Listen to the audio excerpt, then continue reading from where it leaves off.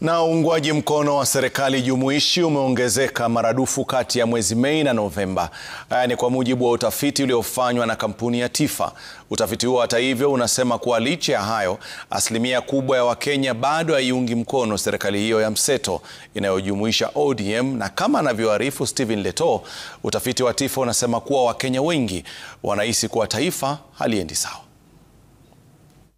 Kwa mujibu wa utafiti huo wa TIFA, uungwaji mkono wa serikali jumuishi umeongezeka kutoka asilimia 22 mwezi Mei hadi asilimia 44 mwezi Novemba. Japo mwezi Agosti, asilimia 64 ya Wakenya ilikuwa ikipinga serikali mahuluti, haswa kutokana na ukandamizaji wakati ya maandamano ya Gen Z mwezi Juni na Julai. Kwa sasa hali inaendelea kubadilika, tafiti tatu zikijumuisha wanaopinga serikali kuwa asilimia 48.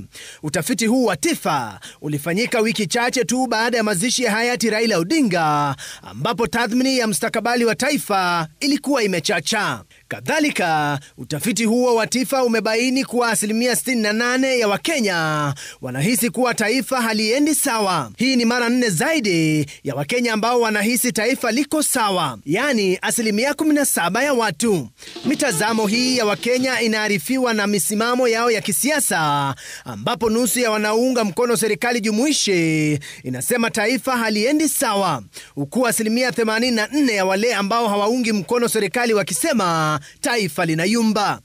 Wengi wa wanaosema taifa liko imara ni wale ambao hali yao ya uchumi imeimarika ikilinganishwa na wale ambao hali yao sio nzuri.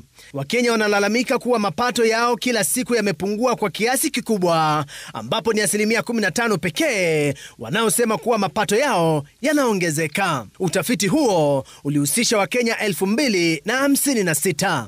Stephen Leto, runinga ya Citizen. Na